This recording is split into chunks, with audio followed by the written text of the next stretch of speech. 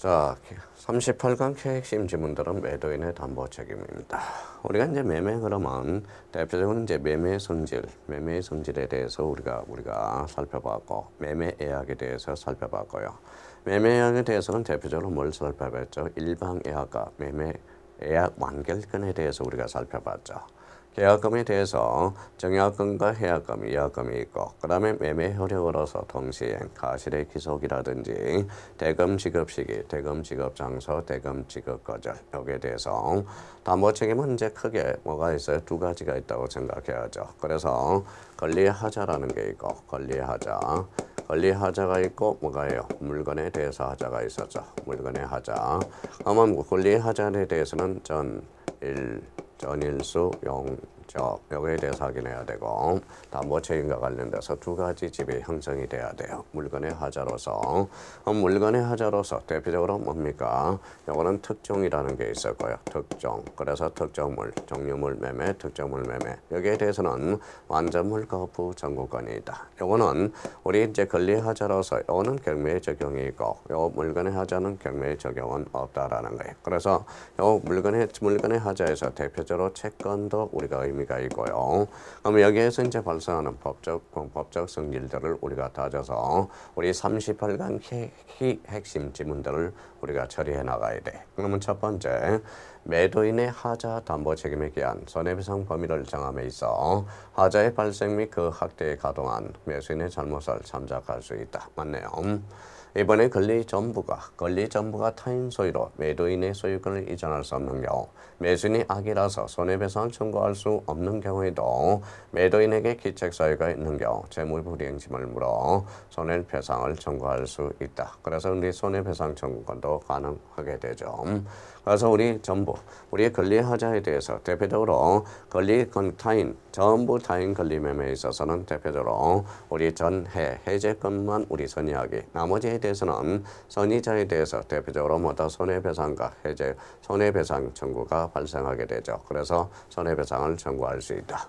3번에 매매의 목적이 된 권리의 전부가 타인에 속하여 매도인이 권리를 취득하여 매수인에게 이전할 수 없되 1년의 제척기간은 받지 않는다. 그래서 여기에서 처음하고 끝이 없었죠. 그래서 전부와 저당권에 대해서 이거는 1년의 제척기간을 적용을 받지 않습니다.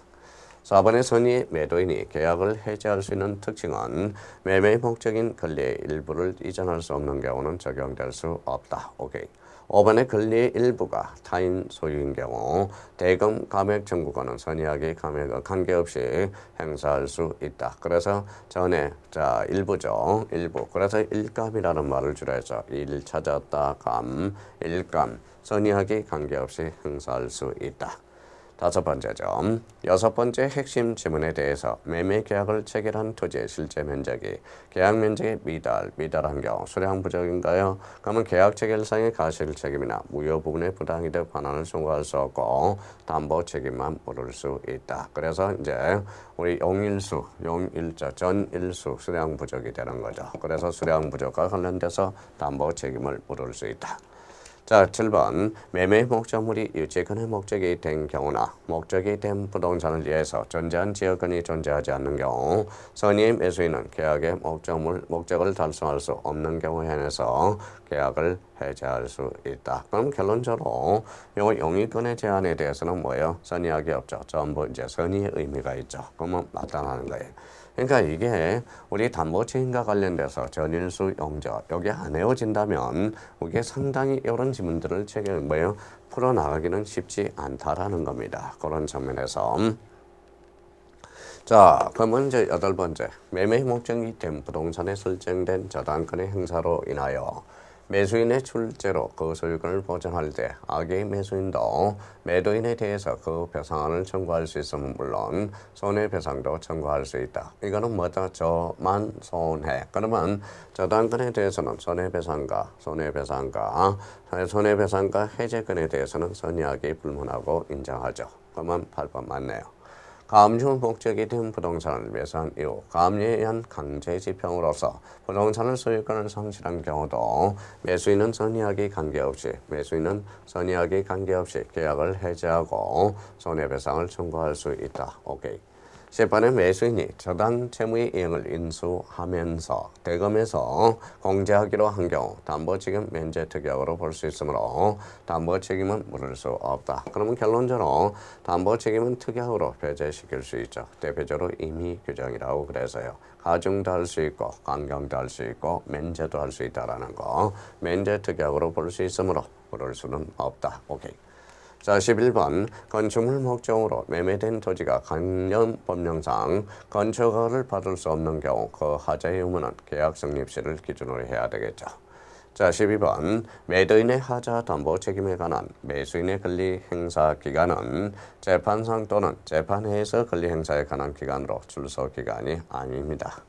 자, 그러면 13번 강제 경매가 기초가 된 강제 경매의 경매 채무자 명의로 소유권 이전 등기가 언인무의 등기여서 매수인이 부동산에 대한 소유권을 취득하지 못한 경우 매수인은 경매 채권자에게 매각대금 중 그가 배당받은 금액에 대해서는 일반 부당이득 법률에 따라 반환을 청구할 수 있을 뿐 담보 책임은 물을 수 없다라는 거 의미가 되고요.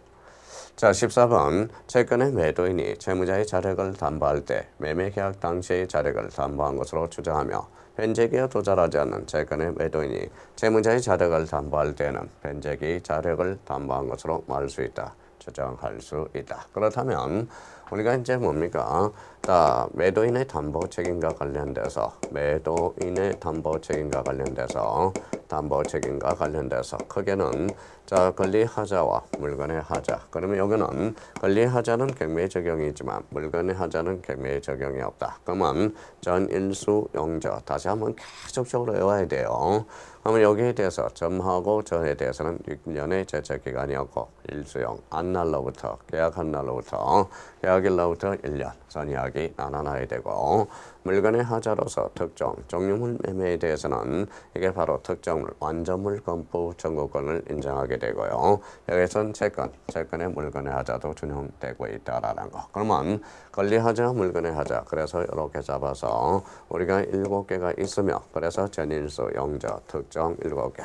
그러면 여기에 대해서 권리하자 물건의 하자 이렇게 이제 반드시 우리 관계를 맺어서 우리가 이런 관계에서 형성해 두셔야 됩니다. 여기는 1년, 여기는 6월, 여기는 전 없고 여기 저 없고요. 일수형만 1년이 있다. 그렇게만 외워둔다면 우리 38강에 있어서 하자, 매도인의 담보 책임 14개 지문들을 크게 해석하는 데서는 무리가 없을 거라고 생각해요. 아마 매도인의 담보 책임도 2.5점짜리입니다. 정확하게 정리를 부탁드립니다.